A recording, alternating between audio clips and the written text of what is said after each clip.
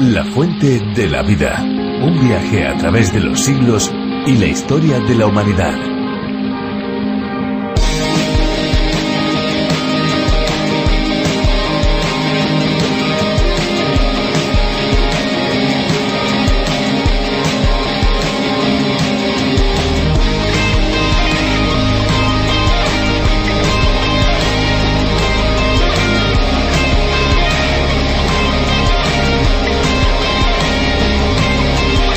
Beber un mínimo de 8 vasos de agua al día disminuye el riesgo de cáncer de colon en un 45%, además de rebajar el riesgo de cáncer de mama en un 79% y reducir a la mitad de probabilidades el desarrollar cáncer de vejiga. Estudios preliminares indican que beber de 8 a 10 vasos de agua al día podría significativamente aliviar muchos malestares en el 80% de las personas. Deberíamos tener esto muy en cuenta porque se trata al fin y al cabo, amigos, de nuestra salud. Hola, ¿qué tal? ¿Cómo se encuentran, amigos? Nosotros, desde luego, felices, muy felices de estar delante de estos micrófonos para pasar con ustedes los próximos 30 minutos. Sean muy bienvenidos a La Fuente de la Vida. Muchas gracias a todos los que nos escuchan por primera vez. Muchas gracias a los oyentes asiduos de La Fuente de la Vida, un espacio que llega hasta ustedes como una producción de Radio Encuentro, Radio Cadena de Vida, es decir, Radio Transmundial aquí en España. La Fuente de la Vida es un espacio bastante diferente a lo que tal vez ustedes estén acostumbrados o familiarizados a escuchar. De lunes a viernes nos subimos en este tren radiofónico en el que parada tras parada vamos recorriendo el libro de los libros, un viaje de larga duración, porque La Fuente de la Vida va a acompañarles, escuchen bien, durante los próximos 5 años. Si Dios lo permite, 5 años que tenemos por delante en los que vamos a ir desgranando esas ricas verdades que se encuentran recogidas en el libro más maravilloso y más excelente que haya existido nunca, la Biblia. Que usted no lo cree así, pues venga con nosotros, pruebe y después decida. Este espacio toma su idea de la versión original denominada A través de la Biblia, un programa que fue desarrollado por el teólogo John Vernon McGee y que aquí en España el profesor de Biblia y Teología Virgilio Bagnoni ha sido el encargado de adaptarlo y traducirlo. El título aquí es bien atractivo, ya se lo hemos dicho, La Fuente de la Vida. Claro que el título es atractivo, porque a quién no le gusta beber de una fuente continua, fresca, abundante y que sacia completamente. Así es la fuente de la vida. En este viaje también hay lugar para la música, por eso, además de la reflexión, cada día seleccionamos detenidamente una canción para que ustedes, nuestros amigos que nos siguen, puedan disfrutarla. ¿Cuál es la que tenemos preparada para hoy? Pues bueno, escúchala y a ver qué te parece, después me lo dices.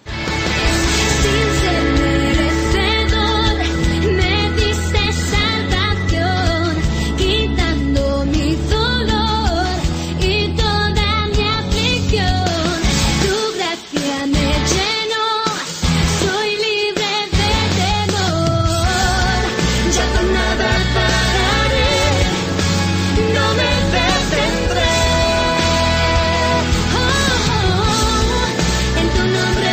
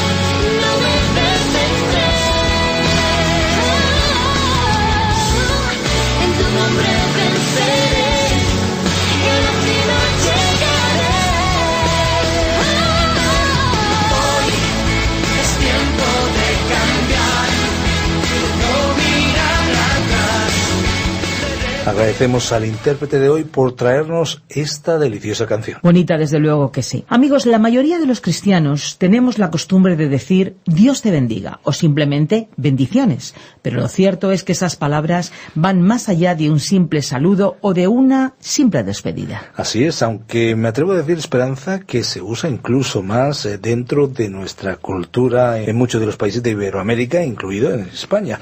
La palabra bendición incluye dos aspectos. Por una parte es transferir el favor de Dios y por otra hablar bien de alguien, bien decir. Bendecir tiene que ver con bien decir, o sea, no solo consiste en desearle el bien, sino también hablar bien de él o de ella. A todos, sin ninguna duda, nos agrada que otros nos bendigan, pero no deberíamos olvidarnos de que también nosotros debemos bendecir a otros y además debemos hacerlo de corazón. Dice la Biblia que la bendición de Dios es la que enriquece. Se podría hablar de muchos aspectos de esa bendición, pero desde estos micrófonos nosotros agradecemos la bendición que supone tener la palabra de Dios y además poder leerla. Por supuesto que la Biblia es una rica herencia que nos ha tocado. Es por eso que nosotros en la Fuente de la Vida queremos también bendecir a otros. ¿Qué les parece si abrimos juntos el capítulo 35 de Génesis y escuchamos la exposición que tenemos para hoy? Estamos seguros que no les dejará indiferentes y no tendrá desperdicio. Vamos allá. La Fuente de la Vida. Génesis capítulo 35. Después de haber estudiado el capítulo 34, podría pensarse que nos hemos apresurado demasiado al anunciar un cambio en la vida de Jacob. En realidad, por lo que hemos visto en dicho capítulo, no podemos detectar en su vida un cambio demasiado apreciable. Pero no podemos negar la existencia de un cambio. Yo vacilaría en calificar lo que le sucedió en Peniel como una experiencia de crisis o decisiva, pero en cualquier caso, cuando Jacob llegó a Peniel es innegable que algo le sucedió. Durante toda su vida, desde sus comienzos hasta Peniel, su carácter nos había revelado a una persona en la que surgía, desarrollándose cada vez más su propio yo, es decir, la afirmación de su propia naturaleza de hacer las cosas a su manera, por sí mismo, sin importarle los medios. Lo que realmente experimentó en Peniel fue la caída de su orgullosa personalidad. Vulgarmente hablando, se desinfló como una rueda pinchada, cayó verticalmente, como un globo que pierde repentinamente el aire. Pero realmente el capítulo 34 nos ofreció evidencias de que aún no estaba viviendo por la fe. Apenas Esaú había emprendido el camino de regreso a su casa, Jacob trasladó su familia a Siquem. Fue aquella una decisión trágica. Jacob se estaba apoyando en su propia inteligencia, y su hija Dina fue violada. Simeón y Leví, sus hermanos carnales, se dirigieron entonces al príncipe responsable de la violación. Aunque éste pretendía casarse con ella, le asesinaron, y los otros hijos de Jacob llevaron a cabo la terrible matanza de los habitantes del pueblo. Cuando ellos regresaron a su casa, el único reproche de Jacob había sido el siguiente: «Me habéis traído dificultades, haciéndome odioso entre los habitantes del país». Muchos expositores bíblicos creen que Jacob cometió un error trágico al detenerse en Siquem, y yo, parcialmente, estoy de acuerdo con ellos. Solo que planteo una pregunta. ¿Estaba Jacob preparado para ir a Betel? ¿Estaba él realmente en condiciones de afrontar las experiencias a las que Dios iba a exponerle? Creo que no. Pienso que los trágicos acontecimientos que relata el capítulo 34 fueron el resultado de la vida de un hombre que aún vive confiado en su propia energía, en sus propios recursos. Había experimentado un golpe y una caída de su orgullo, pero aún no se apreciaba una fe evidente en Dios. A causa de su falta de fe para dirigirse hacia Betel, se detuvo en Siquem. Y aquella tragedia que le involucró a él y a su familia puso en evidencia que él no era el líder de su propia familia ni ocupó el lugar que debía haber ocupado, asumiendo su responsabilidad. No podemos decir que se haya comportado como un gigante espiritual, no estaba verdaderamente preparado para formar y guiar a aquellos 11 hijos. Después de aquellos sucesos, Jacob comenzó a ver la mano de Dios sobre su vida y tomó la decisión que probablemente debería haber tomado antes. El primer párrafo del capítulo, versículos 1 al 8, nos relata el regreso de Jacob a Betel. Leamos de Génesis capítulo 35 los versículos 1 y 2. Entonces Dios dijo a Jacob: «Levántate, sube a Betel y habita allí, y haz allí un altar a Dios, que se te apareció cuando huías de tu hermano Esaú». Entonces Jacob dijo a los de su casa y a todos los que estaban con él: «Quitad los dioses extranjeros que hay entre vosotros, purificaos y mudaos los vestidos». El relato comienza con el llamado de Dios a Jacob para que vaya a Betel. Después de lo sucedido, estaba preparado para salir. En ese momento comenzó a asumir el liderazgo de su familia. Hubo varias tareas que Jacob ordenó realizar a su familia. En primer lugar, debían librarse de los ídolos o dioses extraños que se encontraban en su poder. Resulta impactante que les hubiera tenido que pedir semejante cosa. Recordemos que cuando Jacob había huido de la casa de Labán con Raquel y Lea, Raquel había robado los ídolos familiares. Aparentemente había viajado en el camello sentada sobre los ídolos, colocados en la parte trasera sobre el resto del equipaje. En aquellos días, Jacob ignoraba lo del robo y cuando Labán les alcanzó en su huida, había negado con sinceridad que tales objetos se encontrasen entre ellos. Quizás fue una de las pocas veces en que le dijo la verdad a Labán. Más adelante, cuando los ídolos fueron descubiertos, hubiéramos esperado que, teniendo en cuenta su conocimiento de Dios y su relación con Él, Jacob se habría librado de ellos. Recordemos que ya había tenido un encuentro con Él en Betel, pero él no había hecho tal cosa y en consecuencia es posible que su familia hubiera estado adorando a aquellos ídolos. Pero, al fin, por primera vez, Jacob asumió el liderazgo espiritual y ordenó que apartasen de sus pertenencias todo objeto de idolatría que erróneamente habían acumulado. Esa situación en aquella familia nos lleva a hacer algunas reflexiones espirituales.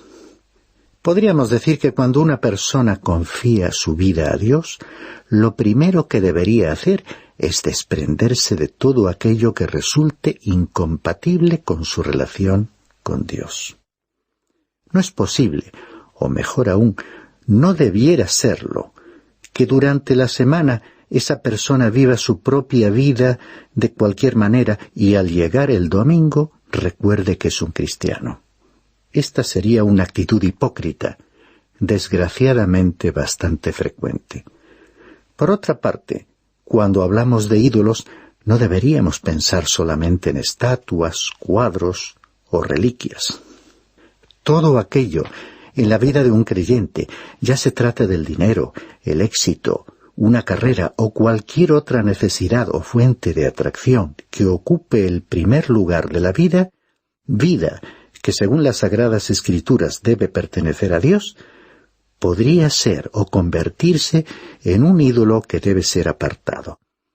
En otras palabras, si para un cristiano Dios debe ocupar el primer lugar, el lugar prioritario, todo aquello que usurpa esa posición se convierte en un ídolo y como tal debe ser eliminado. De otra manera, la vida espiritual y la relación con Dios registrarán interferencias que repercutirán en su vida. Sin embargo, es reconfortante pensar que en esta ardua tarea el creyente no está solo. La Biblia misma afirma que tiene la ayuda del Espíritu Santo que mora en él. En el caso de Jacob, vemos que comprendió realmente la situación y se propuso remediarla. La segunda cosa que Jacob ordenó a los suyos fue: purificaos. Para el creyente esto implica la confesión de pecados. El creyente debe tomar en serio el problema del pecado en su vida y enfrentarlo.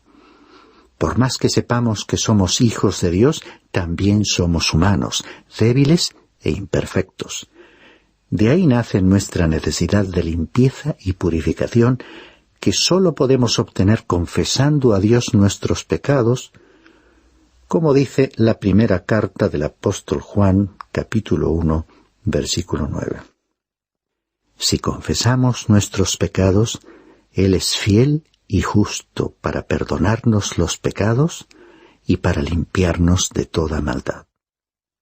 La tercera tarea requerida por Jacob fue: mudaos los vestidos. En otras palabras, liberaos de las vestiduras viejas. En la Biblia, las ropas, las vestiduras, constituyen la imagen simbólica de las costumbres humanas, del modo de vivir y de pensar. Por ejemplo, un jinete llevará una ropa adecuada y un futbolista la propia para practicar su deporte. De la misma manera, un cristiano debe vestirse de una forma que refleje quién es y a quién pertenece. En otras palabras, debe vivir de un modo acorde con lo que dice creer.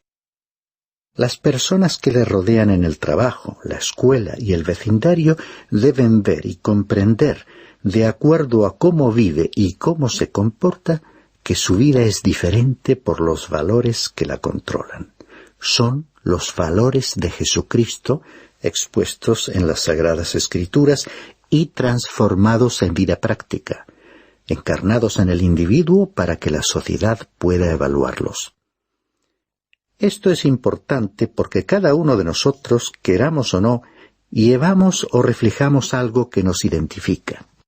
Esa imagen que proyectamos expresa a los demás lo que en realidad somos, mucho más claramente que lo que decimos ser. Recordemos que Jacob llamó a los suyos a desembarazarse de sus viejos hábitos. Hagamos nosotros lo mismo. Continuamos leyendo el versículo 3. Y levantémonos y subamos a Betel, y allí haré un altar a Dios, quien me respondió en el día de mi angustia y que ha estado conmigo en el camino por donde he andado. Abraham e Isaac habían edificado altares y ahora Jacob también quiso erigir uno como un testimonio a Dios. Jacob estaba recordando aquel día en que, huyendo de su hogar como un joven, solitario y con nostalgia, había llegado a Betel, donde Dios se encontró con él y le consoló manifestándole su voluntad. Los años habían pasado y Dios ciertamente le había sido fiel, y en este momento de su vida le ordenó volver a Betel. Es como si le hubiera dicho: tienes que regresar a Betel. Tienes que regresar al lugar donde empezaste. Debes comenzar de nuevo precisamente allí. El relato continúa. Leamos los versículos 4 al 8. Entregaron pues a Jacob todos los dioses extranjeros que tenían en su poder y los pendientes que tenían en sus orejas, y Jacob los escondió debajo de la encina que había junto a Siquem. Al proseguir el viaje, hubo gran terror en las ciudades alrededor de ellos y no persiguieron a los hijos de Jacob. Y Jacob llegó a Luz, es decir, Betel, que está en la tierra de Canaán, él y todo el pueblo que estaba con él. Y edificó allí un altar y llamó el lugar El Betel, porque allí Dios se le había manifestado cuando huía de su hermano. Y murió Débora, nodriza de Rebeca, y fue sepultada al pie de Betel, debajo de la encina. Y ésta fue llamada Alon Bakut. Cabe señalar el detalle de que los pendientes llevados en las orejas y asociados en aquella época con la adoración les identificaban como idólatras. Así que se desprendieron de ellos. Jacob los enterró junto con los ídolos y todos partieron. Estaban iniciando una nueva vida. Para que su viaje fuese seguro y estuviesen protegidos de una posible venganza por la masacre cometida por Simeón y Leví contra los habitantes de Siquem, Dios intervino para prevenir ataques de pobladores de otras ciudades. Al llegar, Jacob construyó el altar en aquel lugar que los lugareños llamaban Luz.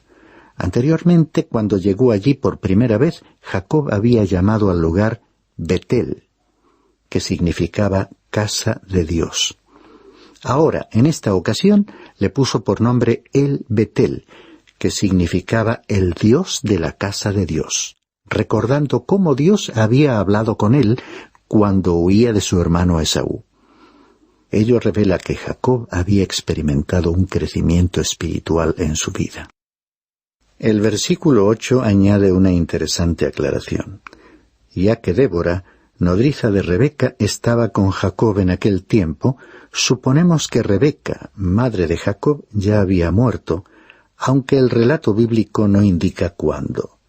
Para Jacob debió resultar muy triste no volver a verla desde que salió de su hogar. Pero mucho más triste debió haber sido para Rebeca no volver a ver a su hijo en vida. Originalmente, y para protegerle de su hermano Esaú, había pensado enviarle fuera de la casa solo por un tiempo breve. Aparentemente, Débora habría traído el mensaje con la noticia de la muerte de Rebeca y permaneció con la familia de Jacob hasta que finalmente murió.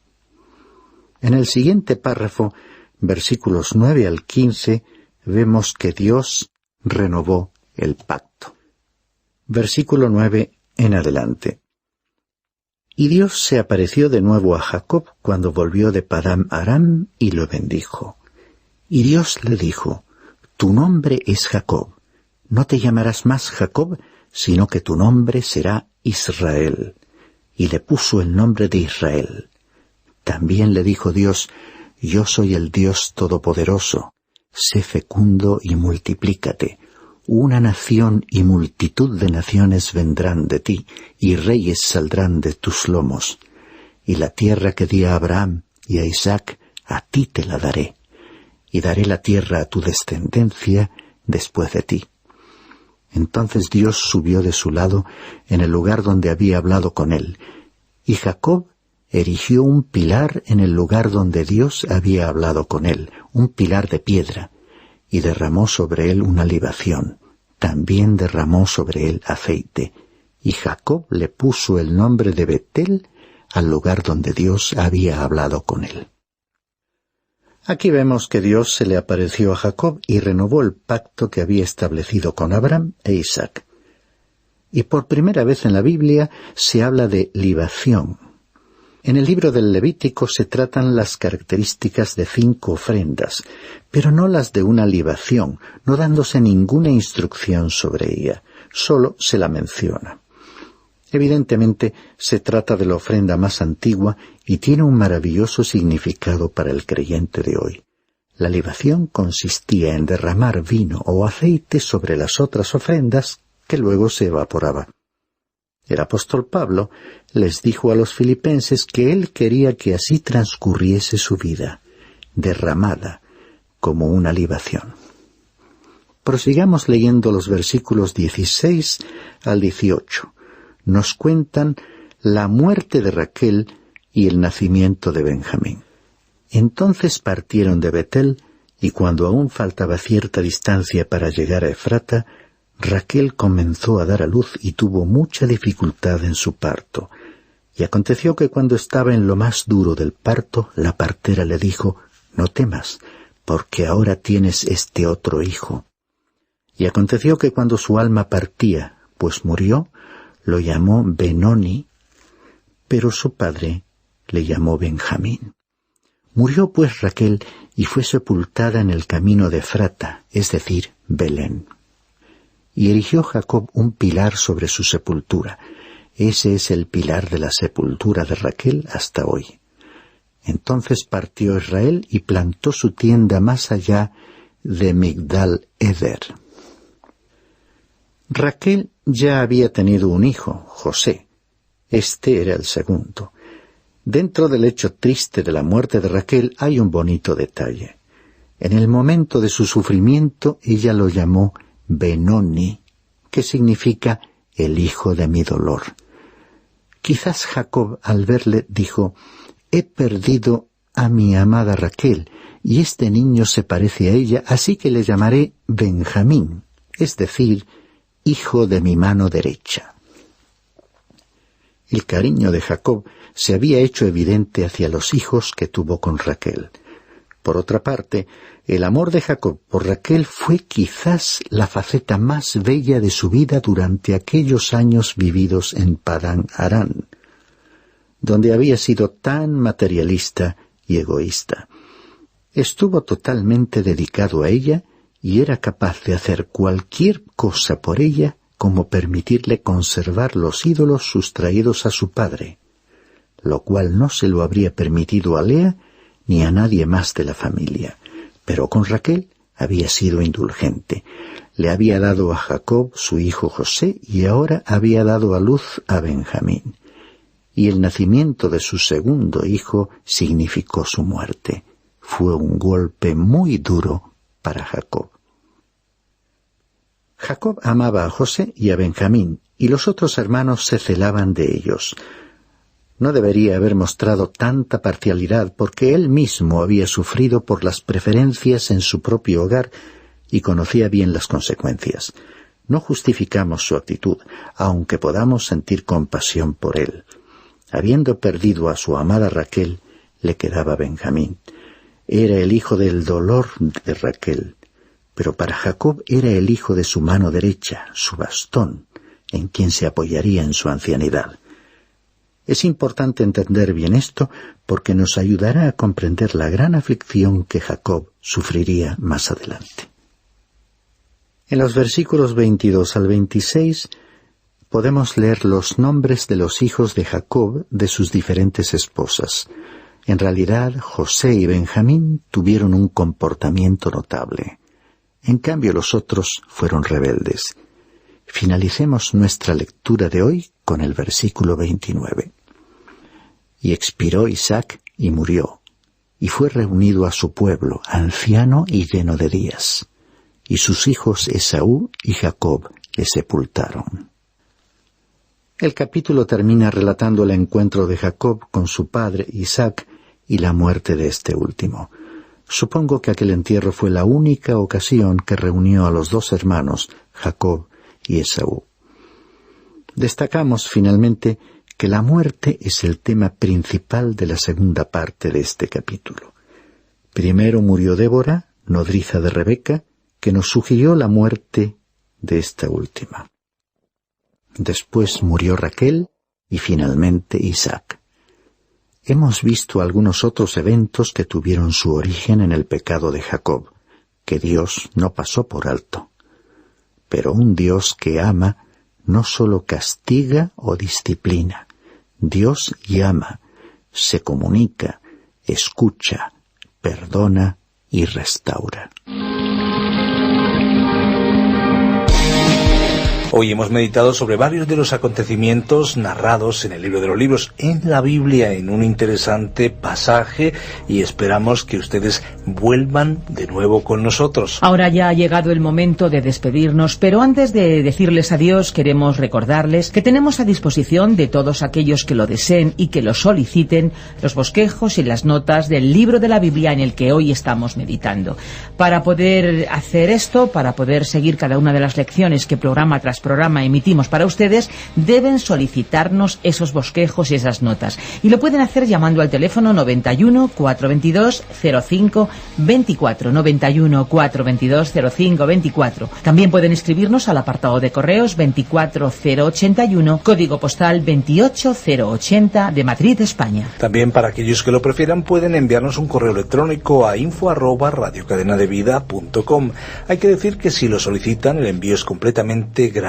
Gracias a aquellos amigos que colaboran para que esto sea posible. Recuerde que si desea volver a escuchar este programa o algunos de los anteriores, pueden ir a nuestra web www.lafuentedelavida.com o pueden ir también a nuestra aplicación La Fuente de la Vida. Ahora sí, nos toca despedirnos, nos toca decir adiós, o por lo menos hasta pronto. Amigos, muchas gracias por acompañarnos en este viaje por el libro de los libros. Y no olvide que hay una fuente de agua viva que nunca se agota. Beba de ella. Este ha sido un programa de Radio Transmundial producido por Radio Encuentro, Radio Cadena de Vida.